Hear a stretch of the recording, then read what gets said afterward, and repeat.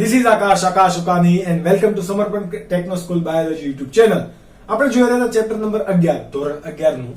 Okay, તો ઉત્સર્ગ પદાર્થો અને તેનો નિકાલ.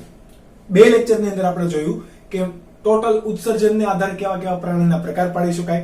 ત્યારબાદ મનુષ્યના ઉત્સર્જન તંત્રની અંદર કોણ કોણ ભાગ ભજવે, ઉત્સર્ગ એકમની રચના, ઉત્સર્ગ નલિકાની રચના આપણે જોઈ. ડિટેલમાં પણ એની વાત કરી એનસીઈઆરટી અને નીટ માટે પણ. ઓકે, હવે આજનો જે ટોપિક છે એ આપણે વાત કરવાની છે કે મૂત્ર નિર્માણ કઈ રીતે થાય અને કયા કયા તબક્કા એની અંદર હોય. ઓકે, કયો ટોપિક છે આપણો? તો કે મૂત્ર નિર્માણ. ચલો કરીએ શરૂ. તો કે મૂત્ર નિર્માણ કોઈ પણ મનુષ્ય હોય તો મનુષ્યની અંદર મૂત્ર નિર્માણમાં ટોટલ 3 તબક્કા થશે. કેટલા તબક્કા? 3. આપણે ત્રણ તબક્કાનું નામ લખી દઈએ. પહેલું છે રુધિર કેશિકા ગુચ્છ ગાળણ, કે જેને આપણે બીજું શું કહેવાશે? દાબ ગાળણ. શું કહેવાય? દાબ ગાળણ. બીજું શું થશે એમાં? તો કે પુનઃ શોષણ થતું જોવા મળે. શું જોવા મળે? પુનઃ શોષણ. અને ત્યારબાદ શું જોવા મળે? સ્ત્રાવ. એટલે કે 3 પ્રક્રિયા થતી હશે. રુધિર કેશિકા ગુચ્છ ગાળણ, ત્યારબાદ પુનઃ શોષણ અને સ્ત્રાવ. 3 પ્રક્રિયાને આપણે ડિટેલમાં ભણીએ. ચલો, હવે તમે એક વસ્તુ સમજો કે તમારા પાસે આ બાઉમેનની કોથળી હતી, રાઈટ? બાઉમેનની કોથળીની અંદર કોણ આવેલું હતું? તો કે અંતર્વાહી ધમનિકા. અહીંયા શું બનાવતું હતું? રુધિર કેશિકાનું જાળું બનાવતું હતું. ને પછી બહિર્વાહી કેશિકા, બહિર્વાહી ધમની. બહિર્વાહી ધમની આગળ જઈને હેન્લેના પાસના સમાંતરે પરિનલિકાનું જાળું બનાવે અને હેન્લેના પાસને પ્રતિ સમાંતર જે બનાવે એ વાસારેક્ટમ બનાવે. પરંતુ આપણે વાત કરવાની છે આટલી. તો આટલો જે ભાગ છે એટલે કે રુધિર કેશિકા ગુચ્છ અને બાઉમેનની કોથળી સંયુક્ત રીતે શું બનાવે? આપણને ખ્યાલ છે, માલપીધિયન કાય. શું બનાવે? માલપીધિયન કાય. તો એ માલપીધિયન કાયના અંતર્ગત હવે તમારે વધારે ટોપિક ભણવાના છે કે અહીંયા કઈ પ્રક્રિયા થાય. તો અહીંયા જુઓ, અંતર્વાહી ધમની છે એ શું લઈને આવશે? અશુદ્ધ રુધિર લઈને આવશે કે શુદ્ધ રુધિર? તો કે એવું રુધિર લાવશે કે જેની અંદર ઘણા બધા ઉત્સર્ગ દ્રવ્યો છે, નકામા ખનિજ પદાર્થો છે, વધારાના ક્ષારો છે, યકૃતમાંથી બનેલું યુરિયા છે. આ બધા પદાર્થો યુક્ત રુધિર અંતર્વાહી ધમનિકા ક્યાં લઈને આવશે? અંતર્વાહી રુધિર કેશિકા ગુચ્છ છે એ ગુચ્છની અંદર લઈને આવશે. ઓકે, તો ઓબ્વિયસલી અહીંયા દબાણ હોવાનું. ઓકે, તો અહીંયા દબાણ કેવું હોવાનું? દબાણ આપણે પી કહીએ તો રુધિર કેશિકા ગુચ્છની અંદર દબાણ કેવું હોવાનું? વધારે. જ્યારે બાઉમેનની કોથળીની અંદર દબાણ કેવું હોવાનું? ઓછું. એટલે જુઓ, દબાણનો તફાવત સર્જાણો. અહીંયા વધુ દબાણ, અહીંયા ઓછું દબાણ. એટલા માટે વધુ દબાણથી ઓછા દબાણનો એક ઢાળ સર્જાણો આપણી પાસે. કે ના સર્જાણો? આ ઢાળ સર્જાણો છે તો અહીંયા દબાણ દ્વારા જે કંઈ પણ ગાળણ થાય છે એમાં એટીપી શક્તિ તરીકે વપરાતી નથી. એટીપી ક્યારે શક્તિ તરીકે વપરાતી નથી? એટલે આપણો પહેલો મુદ્દો થશે કે દાબ ગાળણની પ્રક્રિયામાં શક્તિ વપરાતી નથી. કેમ નથી વપરાતી? તો અહીંયા તમારા પાસે આન્સર રહ્યો. તમને નીટમાં પૂછે તો કે રુધિર કેશિકા ગુચ્છનું દબાણ કેવું હશે? બાઉમેનની કોથળીની દિવાલ કરતા દબાણ વધારે હોવાથી એ દાબ તફાવત સર્જાય અને દબાણ ઢોળાશને આધારે ગાળણ થશે. એટલે અહીંયા કોઈ એક્સ્ટ્રા શક્તિની જરૂરિયાત પડતી નથી. ઓકે, આ ગાળણ થશે. આ ગાળણ કેટલું બનશે? કેટલું હોય? તમે વિચાર કરી જાઓ કે આપણા શરીરમાં બ્લડ કેટલું છે ટોટલ? ઇન જનરલ આપણા શરીરમાં એવું કહેવાય કે 5.5 લીટર બ્લડ હોય એક વ્યક્તિના શરીરમાં. ઓકે, તો 1 મિનિટની અંદર કેટલું તમારું રુધિરનું ગાળણ થાય એ આપણે જાણવું હોય તો 1 મિનિટની અંદર ખાસ યાદ રાખજો, 1.1 લીટર થી 1.2 લીટર પ્રતિ મિનિટ.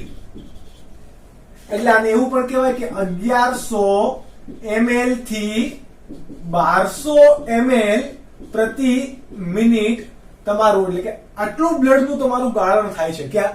તો કે બાઉમેનની કોથળીમાં. આ બંને મૂત્રપિંડનું થઈને. ઓકે, ફક્ત એક જ ઉત્સર્ગ એકમની વાત નથી. બંને મૂત્રપિંડનું થઈને ટોટલ ગાળણની પ્રક્રિયા દ્વારા કેટલું થાય છે? 1.1 થી 1.2 લીટર. કે જુઓ, ટોટલ શરીરનું કેટલું છે? 5.5. તો આ 1.1 એનો કેટલામો ભાગ થયો? તમારો 1/5 ભાગ થયો. એટલે તમને અહીંયા એક એવો પણ એમસીક્યુ પૂછી શકે કે રુધિર કેશિકા ગુચ્છમાં થતું ગાળણ દિવસ દરમિયાન એ કેટલું હોય, પ્રતિ મિનિટ કેટલું હોય? તો કે કુલ શરીરના અથવા તો હૃદયમાંથી ક્ષેપક નીચે હોય, બરાબર? તો ક્ષેપક પંપ કરીને જેટલું બ્લડ બહાર મોકલે છે એના 5મા ભાગ જેટલું આ બ્લડ હશે. ઓકે, આ વાત એક એમસીક્યુ થઈ ગઈ. તો તમને આ રીતના એમસીક્યુ પૂછે તો તમને નેટમાં ખબર પડતી હોવી જોઈએ. હવે વાત કરીએ કે ગાળણની પ્રક્રિયા દ્વારા આ ગાળણ તો આટલું મળી ગયું, આ આપણો વેલ્યુ થઈ ગયું, બરાબર? હવે ગાળણની પ્રક્રિયા થશે કઈ રીતે? તો કે એક આપણે વાત કરી દાબ તફાવતને આધારે, અને અહીંયા કેટલા સ્તરમાં આપણને ગાળણ જોવા મળશે? 3 સ્તરની અંદર. કેટલા? ત્રિસ્તરીય ગાળણ થાય. 3 સ્તર ગાળણ. કઈ રીતે? કોઈ તમને આમાં સમજાવી શકે? તો કે પહેલું સ્તર જોઈએ કે આ રુધિર કેશિકા ગુચ્છ હશે. તો રુધિર કેશિકા ગુચ્છનું અંતઃસ્તર હોય, એટલે કે એક ક્યાં થશે? અંતઃસ્તર. બીજું ક્યાં થશે? આ બાઉમેનની કોથળી છે તો એના અધિચ્છદનું બનેલું કોષનું એક આવરણ આવેલું હોય કે નહીં? બાઉમેનની કોથળી શાની બનેલી હશે? અધિચ્છદીય પેશીની. તો ત્યાં અધિચ્છદીય કોષો હશે, તો એ કયું કહેવાશે? અધિચ્છદીય સ્તર. અને એ બંનેની વચ્ચે જો કંઈક જગ્યા પણ હશે ને, આવી રીતે. આ અલગનું છે, આ અલગનું છે. તો આ બે વચ્ચે જે જગ્યા છે એને શું કહેવાશે? આધાર કલા. એટલે બંને વચ્ચે આધાર કલા. એટલે કે ગાળણ કેટલા તબક્કા, એટલે કે કેટલા સ્તરમાંથી પસાર થાય છે? 1, 2 અને 3. એટલા માટે કયું સ્તરીય ગાળણ જોવા મળે? ત્રિસ્તરીય ગાળણ. ઓકે, હવે તમને પૂછે કે આને સૂક્ષ્મ ગાળણ પણ કહેવાય. કેમ? તો કે હમણાં આપણે વાત કરી કે બાઉમેનની કોથળી હશે, એની આ અંદરની દિવાલ તરફ આવેલા કોષો એ કેવા હશે? એની ગોઠવણી કંઈક આવા પ્રકારની હશે. એકદમ પાસે ગોઠવાયેલા હશે, પર બંને વચ્ચે આંતરકોશીય અવકાશ, એટલે કે નાના આ જો આ બધા શું છે? છિદ્રો. આવા છિદ્રો જેવી રચના પણ હશે કે જે શું કરશે? ગાળવાનું કામ કરે. છિદ્રોની રચના હશે એ શું કામ કરશે? ગાળણ ક્રિયામાં મદદ કરશે. એટલે કે અધિચ્છદીય પેશીના કોષો શું ધરાવે છે? સૂક્ષ્મ છિદ્રોયુક્ત કોષો, કે જે કોષોને શું કહેવાય? પોડોસાઇટના કોષો. પોડોસાઇટ કોષો. અને આ પોડોસાઇટના કોષોમાંથી ગાળણ બહાર નીકળે છે. એ પ્રક્રિયા કેવી કહેવાશે? સૂક્ષ્મ ગાળણ. કેવી કહેવાશે? સૂક્ષ્મ ગાળણ. ઓકે, ચલો. તમારા 1 મિનિટની અંદર મૂત્રપિંડ બંને કેટલું ગાળણ કરશે? સોરી, આ ઉત્સર્ગ એકમ તો કે 1100 થી 1200 ml. પરંતુ આ સૂક્ષ્મ ગાળણ થઈને તમારું જેટલું પણ ટોટલ ગાળણ મળે છે, એક દિવસનું તમે ગણો કે પછી 1 મિનિટનું ગણો, એ તમારું કેટલું હશે? 125 ml પ્રતિ મિનિટ. કેટલું હશે? ફક્ત 125 ml પ્રતિ મિનિટ. તમને એમ થાય કે સર હમણાં તો તમે 1100 થી 1200 ml પ્રતિ મિનિટ કીધું, પણ એ શું છે? મૂત્રપિંડનું ગાળણનું, એટલે કે કેટલું રુધિર ગળાય છે, આ રુધિરનું વેલ્યુ છે. અને આ તમને એક ગળાઈ જાય પછી એમાંથી ઘણા બધા પુનઃશોષણ, એટલે કે બહિર્વાહી ધમનિકા છે, ત્યાંથી ઘણું જતું રહેતું હશે. ત્યાંથી આ બાજુએ જાય છે કેટલું? અહીંયાથી કેટલું ઇન્ટેક થશે? અંદર કેટલું બ્લડ જશે? 1100 થી 1200 ml જાય છે બ્લડ, બરાબર? એટલું બ્લડનું ગાળણ થાય છે. પરંતુ ગાળણ જે આપણે ગાળીએ, એક જગ પાણીનો અથવા તો કોઈ શરબતનો હોય અને આપણે ગાળણની ક્રિયા કરીએ તો જગની અંદરથી પાણી દાખલ કરીએ છીએ એની જેમ આ માપવાનું છે. અને તમને છેલ્લે ગાળણ થઈને કેટલી વસ્તુ મળે છે? તો કે ફક્ત 125 ml. કેટલું? ફક્ત 125 ml પ્રતિ મિનિટ. એટલે કે આ જે ગાળણ થાય છે ને, એ ગાળણ કેટલું હશે? 125 ml. તો એને શું કહેવાશે? મૂત્રપિંડ દ્વારા થયેલું ગાળણનું કદ. તો એને કહેવાય glomerular filtration rate. Glomerular filtration rate એટલે કે એને કહેવાય GFR. G for glomerular. Glomerular એટલે કે રુધિર કેશિકા ગુચ્છ. F ફોર ફિલ્ટરેશન એટલે કે ગાળણ. અને R ફોર રેટ. રેટ એટલે કે દર. કેટલા રેટે કેટલો હોય એ, બરાબર? હવે આને તમે જો મિનિટમાં આપેલો છે, તમને કલાકમાં પૂછે તો ગુણ્યા 60, અને એક દિવસનું તમને પૂછે તો એ રીતે તમારે અહીંયા ગણતરી કરતી રહેવી પડશે. ઓકે, એક દિવસનું પૂછે તો તમારે એક દિવસની અંદર કેટલી કલાક હોય? 24 કલાક. ઓકે, તો 24 કલાક ગુણ્યા 60 એટલે કે આને ગુણ્યા 60 કરવાના, એને ગુણ્યા 24 કરવાના. ઓકે, એટલે તમારો આન્સર કેટલો આવશે? 179.83 સમથિંગ એવો કોઈ આન્સર આવશે. બરાબર, એક્ઝેક્ટ 180 લીટર નહીં આવે કદાચ, પણ એ 180 લીટર પ્રતિ દિવસનું ગાળણ થાય છે. એટલે કે તમને ગળાયેલો જથ્થો કેટલો મળે છે? 180 લીટર. એટલે કે આ બધા નકામા ઘટકો છે અત્યારના આ ગાળણના સંદર્ભમાં. બરાબર, કારણ કે મૂત્ર તો આને 180 લીટર તો મૂત્ર ના કહેવાય. એક દિવસની અંદર તમે 180 લીટર મૂત્રનો ત્યાગ કરતા હો તો વિચારો શું હાલત થાય તમારી. બરાબર, એટલે આ તમારા મૂત્રપિંડની અંદર બાઉમેનની કોથળીમાં ગળાઈને આવતું ટોટલ કદ છે, ગાળણનું કદ એક દિવસમાં 180 લીટર. બરાબર, તો આ વાત કોની થઈ ગઈ? તમારા રુધિર કેશિકા ગુચ્છ ગાળણની. હવે આ GFR ની આપણે વેલ્યુ વાત કરી. હવે GFR ક્યારેક વધી જાય, એટલે કે ક્યારેક બાઉમેનની કોથળીની અંદર કદ વધે, એટલે કે ગાળણનું કદ વધી જાય, ક્યારેક ઘટી જાય, આવું અવારનવાર થતું હોય. જલતાણની સ્થિતિ હોય, અથવા તો ઘણી વખત તમે બહુ જ પાણી પીતા હોય, એટલા માટે ડોક્ટર્સ કહે કે બહુ પાણી વધારે પડતું પણ ના પીવું અને સાવ ઓછું પણ ના પીવું. ઓકે, ઇન જનરલ તમે 4 થી 5 લીટર પીતા હોય અને ખૂબ તમારી લાઈફ એક્ટિવ હોય તો ચાલે, નહીં તો 3 થી 4 લીટર તમારે પાણી પીવું જોઈએ દિવસનું. ઓકે, પણ 8 થી 9 લીટર કોઈ પાણી પીએ છે તો એને વારે વારે પેશાબ જવું પડે. કેમ? તો કે એનો ગાળણનો દર પણ કેવો થશે? વધી જશે. પરંતુ આ ગાળણનો દર ઘટી જાય, શું થાય? GFR ની વેલ્યુ શું થઈ જાય? ઘટી જાય. તો તમારે અહીંયા કામ કોણ કરશે? આપણે કાલના લેક્ચરની અંદર વાત કરેલી હતી. કોણ? તમારી પાસે હતું JGA, જક્સ્ટા ગ્લોમરુલર એપરેટસ. એટલે કે આ અંતર્વાહી ધમનીના આ જે રુધિર કેશિકા ગુચ્છ છે એના પર આવેલા જક્સ્ટા ગ્લોમરુલરના કોષો, અને ત્યારબાદ કોણ એની સાથે જોડાય? તો કે DCT, દૂરસ્થવર્તી ગુચલામય નલિકાના ઉપર આવેલા મેક્યુલા ડેન્સાના કોષો બંને ભેગા થઈને શું બનાવે? જક્સ્ટા ગ્લોમરુલર એપરેટસ. આ નું કામ શું હશે? તો કે GFR ને જાળવી રાખવું, બેલેન્સ રાખવું. 125 ml તમારો GFR આવવો જોઈએ. એ ઘટે છે તો વધારવાનું કામ કરશે. આ નિયમન કરવાનું કામ કોનું હોય? જે જક્સ્ટા ગ્લોમરુલર એપરેટસનું. આ વાત થઈ ગઈ તમારે રુધિર કેશિકા ગુચ્છ ગાળણની. તમને NCERT અનુસાર ગુજરાત બોર્ડમાં પૂછે તો આ તમને 2 માર્ક્સ ની અંદર પૂછી શકે, 3 માર્ક્સ ની અંદર પૂછી શકે. ઓકે, પરંતુ આપણે અત્યારે નીટના સંદર્ભમાં વાત કરીએ છીએ એટલે આ તમારે નોટ ડાઉન કરી રાખવાનું રહે. ઓકે, ત્યારબાદ આપણે વાત કરીએ પુનઃ શોષણની. કોની વાત કરીએ? પુનઃ શોષણની. ચલો, તો કે આપણે અહીંયા જોયું કે 180 લીટર તમને ગાળણ મળે છે ને, એમાંથી મૂત્ર કેટલું બને? ખાલી તમારું 1.5 લીટર એક દિવસનું. કેટલામાંથી? 180 લીટર માંથી. જેટલું પણ ગાળાય છે ગાળણની ક્રિયા દ્વારા, એમાંથી ફક્ત તમને 1.5 લીટર ખાલી શું મળે છે? મૂત્ર. એનો મતલબ શું? કે તમારું અહીંયા 99% જેટલી ગાળણની પ્રક્રિયા થાય, સોરી, શોષાઈ જાય છે. પાણીને કોઈ પણ ઘટકો શોષણ પામે છે. બરાબર, 99% શું થાય છે? શોષણ થાય. આ શોષણની પ્રક્રિયા ક્યાં થાય? તો કે આપણે વાત કરી તો કે ઉત્સર્ગ એકમની રચના આપણે જોઈએ. એમાં કયા નલિકા, કઈ નલિકા હતી? નિકટવર્તી ગુચલામય નલિકા, હેન્ડલેનો પાશ, અને ત્યારબાદ હતી તમારો દૂરસ્થવર્તી ગુચલામય નલિકા અને સંગ્રહણ નલિકા. આ બધામાંથી મોટા ભાગે 70 થી 80% જેટલું પુનઃ શોષણ કે શોષણનું કામ કોણ કરશે? PCT. મહત્તમ પુનઃ શોષણ તમને પૂછે, સોરી, મહત્તમ શોષણ પૂછે. ઓકે, ગાળણનું શોષણ મહત્તમ સૌથી કયા વિસ્તારમાં થાય? તો PCT.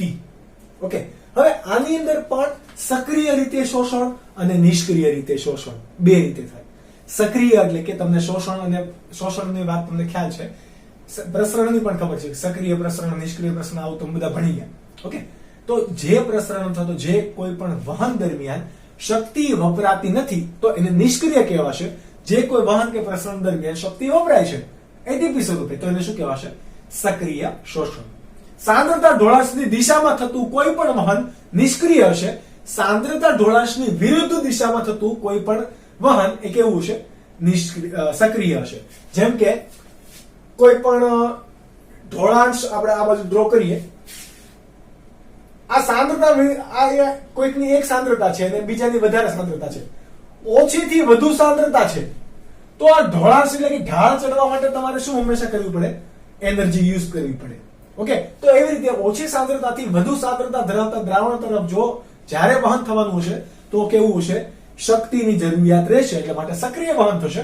જ્યારે વધુ સાંદ્રતાથી ઓછી સાંદ્રતા હોય તો ત્યાં ઓટોમેટિક ઢોળાંશ સર્જાઈ જશે, ઢાળ સર્જાય. અને તમે ઢાળ ઉપર સાયકલ કે વ્હીકલ ચલાવજો પુલ ઉતરતા હોય ત્યારે, બરાબર, તમારે વધારે એક્સિલરેટર આપવાની કે એનર્જીની જરૂર નથી પડે. તમે રનિંગ કરતા હોય તો પણ તમારે અટકવું હોય તો પણ તમે શું થાવ?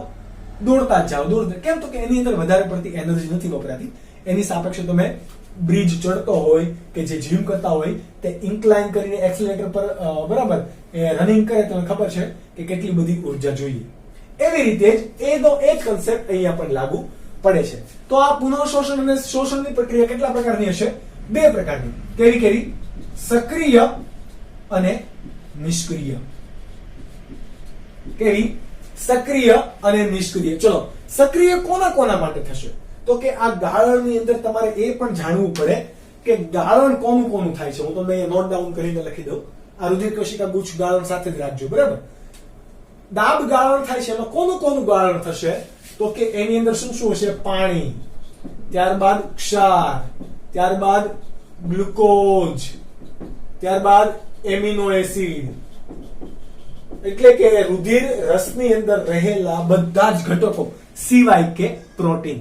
પ્રોટીનનું કદ મોટું હોય, બરાબર, બૃહદ અણુ છે, એનું ક્યારેય પણ વહન થશે નહીં, ગાળણ થશે નહીં. કેમ? તો કે સૂક્ષ્મ ગાળણની ક્રિયા થાય છે, એટલે નાના કદના અણુ હશે બધા ગળાઈ જશે, મોટા કદના ગળાઈ શકે નહીં. એટલે કે ગાળણની અંદર કોણ હોય? પાણી, ક્ષાર હશે, ગ્લુકોઝ હશે, એમિનો એસિડ હશે, ત્યારબાદ તમારે ક્રિએટિનાઇન, મેન આપણો ભાઈ યુરિયા હશે, ત્યારબાદ ક્રિએટિનાઇન હશે, એમિનો એસિડ હોય, એની સાથે સાથે ઘણા બધા ક્ષારની અંદર આવી ગયા. ક્ષારની અંદર હાઇડ્રોજન આયન હશે, પોટેશિયમ આયન હશે અને અંશતઃ યુરિક એસિડ પણ હશે. બરાબર, કેટલું? અંશતઃ યુરિક એસિડ પણ જોવા મળે. તો આ 180 લીટર ની અંદર અથવા તો 125 ml ની અંદર શું મળે છે? આટલા ઘટકો હશે. એ પૈકી સક્રિય રીતે પુનઃ શોષણ કોનું જરૂરી છે? તો કે આ બધું જો જતું રહેશે, બરાબર, અમુક ક્ષાર જતા રહેશે, ગ્લુકોઝ જતું રહેશે, એમિનો એસિડ જતું રહેશે, તો શરીરની અંદર આયનિક સંતુલન જળવાશે નહીં. તમને ખ્યાલ છે આયનિક સંતુલન ક્યાં તમારી ચેતાની અંદર તમને મગજમાં સંદેશા કોઈ પણ પહોંચાડવા હોય તો પણ ત્યાં આયનિક બેલેન્સ થતું હોય. તમે ભણી ગયા કે પુનઃ ધ્રુવીકરણ અને ધ્રુવીકરણની પ્રક્રિયા થાય. ઓકે, તો એમાં ક્ષાર એટલે કે આયનોની જરૂર છે. પાણીનું વધારે પડતું લૂઝ થઈ જશે, એટલે કે વધારે પડતું દૂર થઈ જશે, તો આ 180 લીટર તમારા દિવસમાં તમારે પાણી પણ પીવાનું. તો તમે વિચાર કરો 180 લીટર તમારું દૂર થતું હોય પાણી, તો તમે દિવસનું પાણી કેટલું પીતા હોય અને પાણીનો અત્યારે ભાવ શું હોય? ઓકે, તો એ પોસિબલ નથી. એટલે કે આ બધા ઘટકોનું શું થવું જોઈએ? પુનઃ શોષણ થવું જોઈએ. તો સક્રિય રીતે કોણ પુનઃ શોષણ પામે છે? તો પહેલું એમાં છે ગ્લુકોઝ, ત્યારબાદ એમિનો એસિડ, આપણે એને એ વડે દર્શાવીએ, બરાબર. અને હજુ કોણ છે? તો કે સોડિયમ, એમિનો એસિડ અને ગ્લુકોઝ ત્રણે પીસીટી ની અંદર કોના દ્વારા? સક્રિય વહન દ્વારા શોષાઈ જાય છે, બરાબર, પુનઃ શોષણ પામે છે. ત્યારબાદ નિષ્ક્રિય વહનની વાત કરીએ તો 2. કોણ? તો કે પાણી અને યુરિયા. તમને એમ થાય સર યુરિયાને તો આપણે બહાર કાઢવાનો નથી, પણ આપણે એવી વાત પણ કરી હતી કે થોડો યુરિયા એ કોઈ પણ મૂત્રપિંડ હોય એના મજ્જક પ્રવાહીની અંદર પણ રહેવો જોઈએ. એને બીજું શું કહેવાય? આંતરાલીય પ્રવાહી. કેમ? તો કે અહીંયા આશ્રુતિની ક્રિયા કરવામાં એ મદદ કરશે. કઈ રીતે? એ આપણે જોઈશું નેક્સ્ટ લેક્ચરની અંદર, એટલે કે ગાળણની ક્રિયાવિધિની અંદર. ઓકે, તો પાણી કઈ રીતે અહીંયા પુનઃ શોષણ પામશે? તો કે નિષ્ક્રિય રીતે. પણ નિષ્ક્રિયમાં પણ કઈ રીતે? તો કે આશ્રુતિની ક્રિયા દ્વારા. કોના દ્વારા? આશ્રુતિની ક્રિયા. તમને ખબર છે કે આશ્રુતિની અંદર દ્રાવ્ય પદાર્થો ક્યારે જાય નહીં. કોણ જાય? ફક્ત દ્રાવક. તો પાણી તો કે સાર્વત્રિક દ્રાવક છે ભાઈ એ તો. ઓકે, તો આશ્રુતિની ક્રિયા દ્વારા નિષ્ક્રિય શોષણ પામશે. જ્યારે યુરિયા એ કઈ ક્રિયા દ્વારા નિષ્ક્રિય શોષણ પામે તો કે એ છે સાદું પ્રસરણ. કયું? સાદું પ્રસરણ. તો સાદું પ્રસરણ કે આશ્રુતિ બંનેની અંદર ક્યારેય પણ શક્તિ એટલે કે એટીપી નો યુઝ થતો નથી.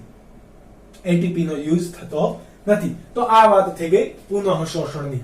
એટલે કે પુનઃ શોષણ પણ એટલું જ તમારે જરૂરી છે. ત્યારબાદ છે ત્રીજો ટોપિક તો કે સ્ત્રાવ. સ્ત્રાવ તો કે પુનઃ શોષણ આપણે કર્યું, હવે પાછું એને ઠાલવવાનું, એને સ્ત્રાવ કહેવાય તો કે નહીં, એને કહેવાશે નહીં. સ્ત્રાવ એટલે કે તમારું કયા કયા ઘટકો નો આયનિક સંતુલન તમારે જાળવવું હોય કે આશ્રુતિની પ્રક્રિયા તમારે કરવી હોય તો એના માટે સ્ત્રાવ પણ જરૂરી છે. કોનો કોનો સ્ત્રાવ કરવામાં આવે તો કે તમારી પાસે છે H+ આયન, Na+ આયન, ત્યારબાદ અમોનિયા લઈ લઈએ આપણે, અમોનિયમ આયન સ્વરૂપે લીધું, બરાબર. તો આ બધાનો શું કરવામાં આવે? નલિકામાંથી ફરી સ્ત્રાવ પણ થતો હોય. આ સ્ત્રાવ કઈ રીતે થાય અને ફરીથી ક્યાં પુનઃ શોષણ થાય એ બધું આપણે જોશું ગાળણની સાંદ્રતાની ક્રિયાવિધિમાં. ઓકે, તો આ બધી ક્રિયા થતી હશે, જેમ કે હાઇડ્રોજન આયન, સોડિયમ આયન અને એમોનિયમ આયનનું સ્ત્રાવ થાય. એ કઈ ક્રિયામાં મદદ કરશે તો કે શરીરની અંદર આયનીય સંતુલન જાળવવામાં મદદ કરશે. ત્યારબાદ શરીરની અંદર પીએચ નું બંધારણ જાળવવામાં મદદ કરશે. કયું કયું? આયનિક સંતુલન જાળવશે, ત્યારબાદ પીએચ જાળવે, પીએચ એટલે કે એસિડ બેઝ નું પ્રમાણ જાળવશે, બરાબર. આ બે કામ કરવા માટે સ્ત્રાવ થતો હોય. હવે એક વસ્તુ તમારે સમજવાનું કે જો આ આયન્સ નો સ્ત્રાવ પણ બહુ પુષ્કળ માત્રામાં થશે, વધુ માત્રામાં થશે તો શું થશે? આપણા શરીરની અંદરથી ઘણા બધા આયન્સ જતા રહેશે, તો એ કેવા છે? હાનિકારક. એટલા માટે વધારે પ્રમાણમાં આયન્સ નો સ્ત્રાવ પણ થવો જોઈએ નહીં. ઓકે, તો આ વાત હતી તમારા મૂત્ર નિર્માણની. કયા કયા? રુધિરકેશિકા ગુચ્છ ગાળણ, પુનઃ શોષણ અને સ્ત્રાવ. આ ત્રણે ત્રણ પ્રક્રિયા છે. હવે તમે હેન્લેનો પાસ નિકટવર્તી ગુચળામય નલિકા એટલે કે ઉત્સર્ગ એકમની તમે કાલે આકૃતિ જોઈ હતી. એ આકૃતિની અંદરથી હવે આપણે સમજશું કે દરેક નલિકાનું કાર્ય શું છે અને કઈ નલિકામાં આ ત્રણમાંથી કઈ ક્રિયા કેટલા પ્રમાણમાં થાય છે અને કઈ રીતે થાય છે એ જોઈશું. એ પહેલા તમે આ નોટ ડાઉન કરી લો. ત્યારબાદ આપણે જો વાત કરીએ તો કે મૂત્રપિંડનો ઉત્સર્ગ એકમ છે, એના ટોટલ એની અંદર આપણે 4 નલિકા જોઈ. એની અંદર સૌથી પહેલા કોણ આવે? નલિકાની વાત કરીએ તો નિકટવર્તી ગુચળામય ભાગ. નિકટવર્તી ગુચળામય ભાગ આ હશે તો આ કોણ હશે? બાઉમેનની કોથળી. બાઉમેનની કોથળીનું આપણે કામ જોઈ લીધું કે એનું કામ શું હતું? દાબ ગાળણની ક્રિયા. ઓકે, દાબ ગાળણ પછી એક ગાળણ ક્યાં આવે છે? નિકટવર્તી ગુચળામય નલિકા એટલે કે પીસીટી ની અંદર. તો શું શું પ્રક્રિયા થશે? પહેલા સમજીએ કે સૌથી વધારે એટલે કે 70 થી 80% આયન્સ અને પાણીનું શું કરશે? એ પુનઃ શોષણ કરે છે. સૌથી વધારે ચાર નલિકામાંથી સૌથી વધારે પુનઃ શોષણનું કામ કોનું? પીસીટી નું. આ નીટમાં એક એમસીક્યુ પૂછાઈ ગયેલો છે કે જેથી તમને હવે આવડતો હોવો જોઈએ. 70 થી 80% આયન્સનું પુનઃ શોષણ કરે. કેમ આવું? કેમ આ બધાની? કે આની અંદર કઈક વિશિષ્ટતા છે તો કે યસ, આપણે વાત કરી હતી કે નિકટવર્તી ગુચળામય જે નલિકા છે એનું અંતઃસ્તર શાનું બનેલું છે? ઘનાકાર અધિચ્છદીય પેશીનું બનેલું છે. તો કે યસ, આ ઘનાકાર અધિચ્છદીય પેશી એ શું ધરાવે છે? રસાંકુરો ધરાવે છે. શું ધરાવે? રસાંકુરો. અને આ રસાંકુરો કેવા હશે? આવી રીતે આમ, એટલે જુઓ તમે આમ બ્રશ જેવા લાગે, એકદમ સૂક્ષ્મ હશે, બરાબર. કારણ કે તમે એક મૂત્રપિંડની અંદર 10 લાખ આવા ઉત્સર્ગ નલિકા હશે અને એની અંદર પણ પોલાણ. એક મૂત્રપિંડ એની અંદર ઘણા બધા રિનલ મજક ને એ બધા હશે. એની અંદર એક મૂત્રપિંડમાં 10 લાખ ઉત્સર્ગ એકમ છે. જુઓ, એની અંદરથી આપણે એક ઉત્સર્ગ એકમની વાત કરીએ છીએ. એક ઉત્સર્ગ એકમની અંદર પણ એનો નાનો ભાગ પીસીટી. એ પીસીટી ની અંદર પણ આપણે એનું અંદરનું લેયર જોઈએ છે કે જ્યાં રસાંકુરો છે.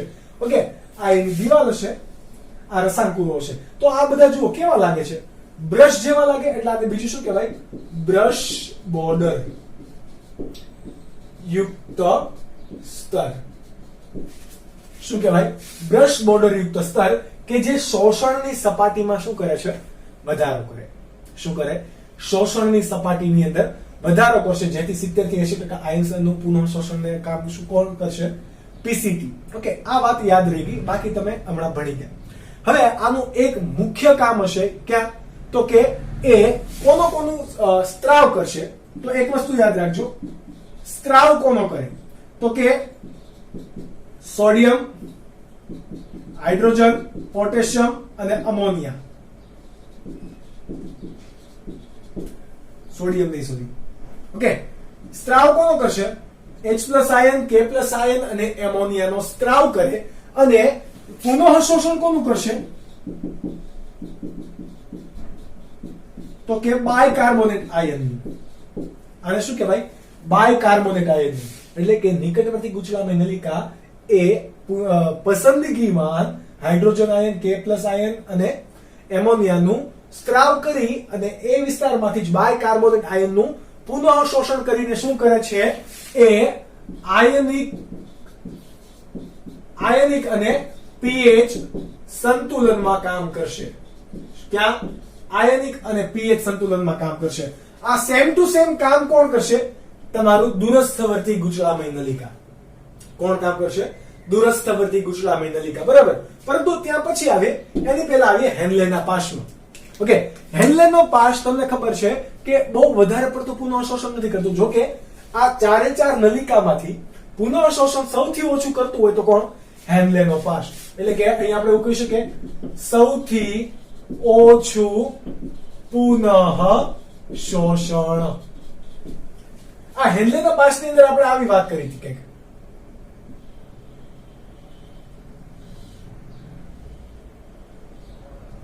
કે અહીંયા ઉપરથી આવતી એક ભુજા હોય એને ઉપર લઈ જતી એક ભુજા હોય. આ બે પ્રકારની ભુજા હશે. એમાંથી આ જે ભુજા છે એને શું કહેવાશે? નીચે આવે છે એટલે કે આરોહી કહેવાય કે અવરોહી? તો આને કહેવાશે અવરોહી. અને આ ઉપર લઈ જાય છે, આરોહણ કરે છે, તો આને શું કહેવાશે? આરોહી ભુજા. શું કહેવાશે? આરોહી ભુજા. એટલે કે હેન્લેનો પાશની અવરોહી અને આરોહી ભુજા બંનેના કાર્યમાં કેવો છે? તફાવત. બંને એકબીજાના વિરોધી કાર્ય કરે છે. કઈ કઈ રીતે વિરોધી કાર્ય કરે તમે તફાવતની દ્વારા સમજો. ઓકે, આ અવરોહી જે છે એ પાણી માટે પ્રવેશશીલ હશે. કેવી હશે? પાણી માટે પ્રવેશશીલ પટલ ધરાવતું હશે. પરંતુ અહીંયા કોઈ આયન ના પ્રવેશી શકે ના દૂર થઈ શકે. અહીંયા પાણી પ્રવેશી શકે અથવા તો દૂર થઈ શકે, બેમાંથી એક થઈ શકે. ઓકે, અને આયન્સ ને શું કહેવાય? બીજું ઇલેક્ટ્રોલાઇટ કહેવાય. શું કહેવાય? ઇલેક્ટ્રોલાઇટ. તો આપણે અહીંયા લખીએ ઇલેક્ટ્રોલાઇટ્સ માટે કેવું છે? અપ્રવેશશીલ. ઇલેક્ટ્રોલાઇટ્સ અહીંયા પ્રવેશી શકતા નથી. પાણી આવી જઈ શકે, બરાબર, પરંતુ મોસ્ટલી અહીંયાથી પાણી શું થશે? દૂર. કે જે આપણે જોઈશું ગાળણની સાંદ્રતાની ક્રિયાવિધિમાં. પણ અત્યારે ખાલી આનું નામ કામ યાદ રાખો. ઓકે, ત્યારબાદ આરોહી ભુજામાં અહીંયા તો કે પાણી કેવું છે? અપ્રવેશીલ. ના આવી શકે ના જઈ શકે, પાણી અપ્રવેશશીલ. જ્યારે આયન્સ એટલે કે ઇલેક્ટ્રોલાઇટ કેવા છે? પ્રવેશશીલ. આયન્સ પ્રવેશશીલ. જેમ કે કોણ કોણ? તો કે સોડિયમ, પોટેશિયમ, ક્લોરીન અને અંશતઃ યુરિયા. કોણ? અંશતઃ યુરિયા અહીંયા તમારી આરોહી ભુજા એટલે કે ઉપર લઈ જતી ભુજાની અંદર પ્રવેશશીલ હોય. એનો મતલબ કે આવી જઈ શકે. ઓકે, તો આ વાત થઈ ગઈ તમારી કોની? હેન્લેના પાશની. કોની? હેન્લેના પાશની. તમે આ બધી વસ્તુ નોટ ડાઉન કરી શકો છો. ઓકે, તમને હવે એમ થતું હશે કે આની અંદર આવી ને આની અંદર આવું શા માટે?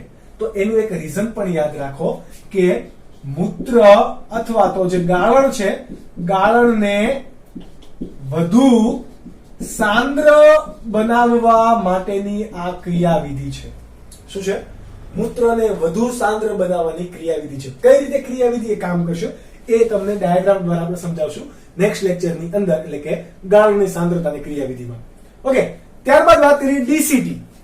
કોની? ડીસીટી. તો ડીસીટી ની અંદર પણ શું થશે? પુનઃ શોષણ થશે.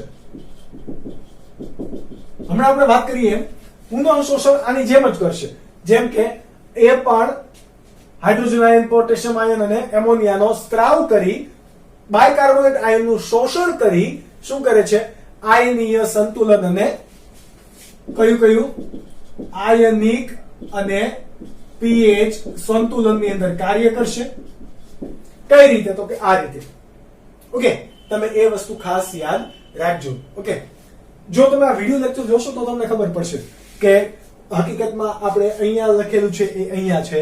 ઓકે, તો તમે નોટ્સ ની અંદર તમે જ્યાં પણ નોટ ડાઉન કરતા હોય ત્યાં પણ આવી રીતે ચાર્ટ બનાવીને રાખવા, જેથી ઇન શોર્ટ તમે જ્યારે પણ વાંચતા હોય, રિફર કરતા હોય તો તમને ખબર પડી જાય અને ઝડપથી તમને યાદ આવી શકે.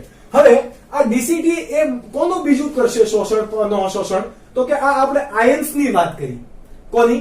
આયન્સ ની. બરાબર. અહીંયા આપણે સોડિયમ ની વાત નથી કરી. જુઓ, કોની? સોડિયમ્સ ની. અને પાણીની પણ વાત નથી કરી. સોડિયમ અને પાણી. તો સોડિયમ અને પાણીનું કઈ એ પુનઃ શોષણ નથી કરતા એવું છે? તો કે નહીં. આ બંને પુનઃ શોષણ કરે છે, પણ કેવું કરે? શરતી પુનઃ શોષણ કરશે. કેવું?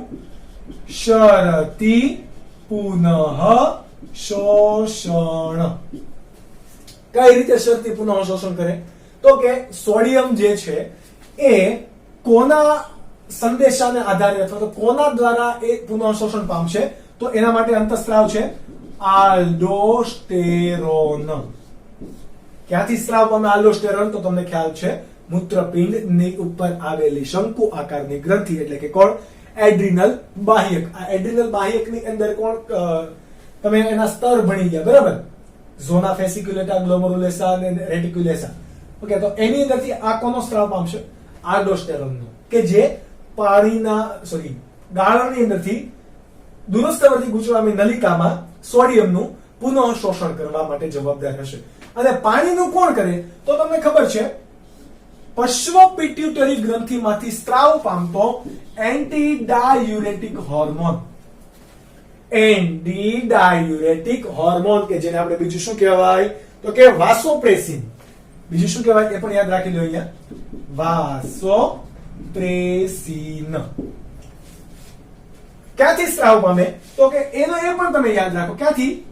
પશ્વ પિટ્યુટરી ગ્રંથિ. અને આ ક્યાંથી સ્ત્રાવ પામે?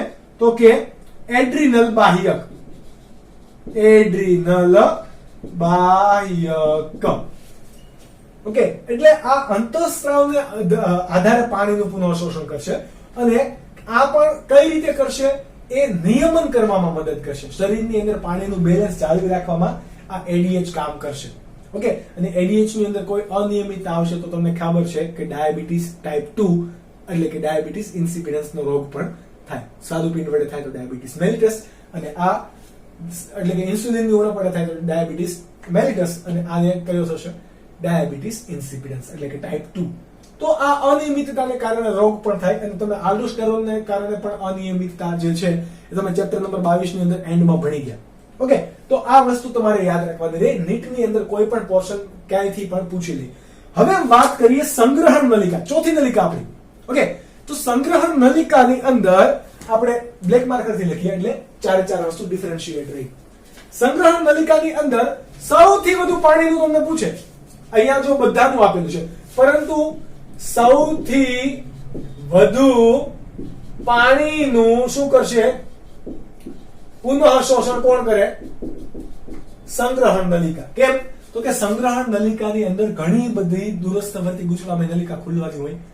બરાબર. એટલા માટે કોણ પાણીનું સૌથી વધારે પુનઃ શોષણ કરશે? સંગ્રહણ નલિકા. એ પણ કોને આધારે કરશે? વાસોપ્રેસિનને આધારે. બરાબર. આ અંતઃસ્ત્રાવ ત્યાં પણ ભાગ ભજવશે. દૂરસ્થવર્તી ગૂંચળામી નલિકા અને સંગ્રહણ નલિકામાં આ બંને અંતઃસ્ત્રાવ ભાગ ભજવશે. ત્યારબાદ આપણે વાત કરીએ તો કે આ યુરિયાનું શું કરે છે? પુનઃ શોષણ. યુરિયાનું પુનઃ શોષણ કરી તેને ક્યાં દાખલ કરવામાં મદદ કરે છે? યુરિયાનું પુનઃ શોષણ કરી ક્યાં દાખલ કરશે? તો કે આંતરાલીય પ્રવાહીમાં.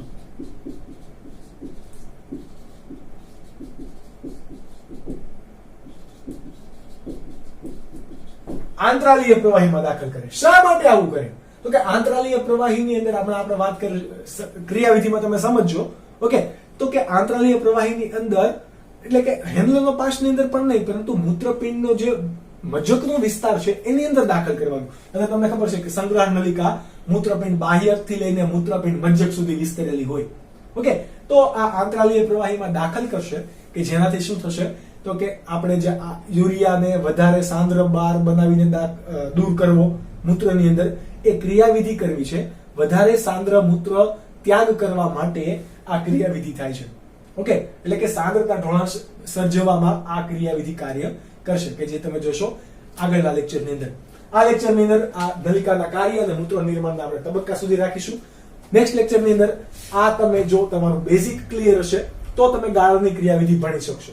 કદાચ તમે આ બંને લેક્ચર જો અગર સાથે જોઈ રહ્યા છો તો વેઇટ અ મિનિટ, પહેલા આને યાદ કરો, 15-20 મિનિટ પછી આપણું લેક્ચર નંબર 4 ઓપન કરીને જોવું. કેમ તો કે આ જ્યારે તમને યાદ હશે, એકદમ કોન્સેપ્ટમાં બેસી ગયું હશે, તો ક્રિયાવિધિ સૌથી ઈઝી છે, નહીં તો સૌથી અઘરી ક્રિયાવિધિ છે આખા સિલેબસની. ઓકે, તો આ એક વખત યાદ રહી જશે તો ક્રિયાવિધિ તમારા માટે ડાબા હાથનો ખેલ છે. ઓકે, અને ક્રિયાવિધિ તમને ના ખબર હોય તો કહી દઉં, 3 માર્ક્સ માટે આ ચેપ્ટરમાંથી મોસ્ટ આઈએમપી ક્વેશ્ચન છે અને ઘણી વખત અત્યાર સુધીમાં ગુજરાત બોર્ડમાં પૂછાઈ ગયો છે. અને તમને નીટમાં પણ આમાંથી એમસીક્યુ પૂછે છે. જો કે આ એક ક્રિયાવિધિનો ભાગ છે, પરંતુ ગુજરાત બોર્ડ અનુસાર આપણે બંનેને અલગ અલગ પાડી દીધા. કેમ તો કે તમારા માટે થોડીક હળવાશ રહે એટલા માટે. તો આની અંદરથી પણ પૂછે છે કે આ બધું તમને શરતી પુનઃશોષણ કોના આધારે થાય, આ બધું ગુજરાત બોર્ડ એનસીઆરટી ની અંદર આપેલ નથી, પરંતુ તમારી ફરજ બને કે તમારે આ બધું યાદ રાખવું પડે. અને તમે આ ચેપ્ટરના આ topic related maximum MCQ solve કરો. તમારા પાસે ઓલરેડી મટીરીયલ છે. ઓકે, મેક્સિમમ એમસીક્યુ સોલ્વ કરો. જે મેક્સિમમ તમને ડાઉટ આવશે એ તમે વાંચો, ક્લિયર કરો. ના આવડે તો પૂછો, કોમેન્ટ સેક્શન ની અંદર તમે કહી શકો, અથવા તો સ્કૂલ જ્યારે પણ ખુલે ત્યારે એ એમસીક્યુ પર તમે રાઉન્ડ કરીને રાખો. હું પહેલા જ એને એમસીક્યુ સોલ્વ કરવાની ટ્રાય કરીશ એવી આશા સાથે હવે આપણે મળીએ નેક્સ્ટ લેક્ચરમાં. ત્યાં સુધી બાય બાય અને ટેક કેર.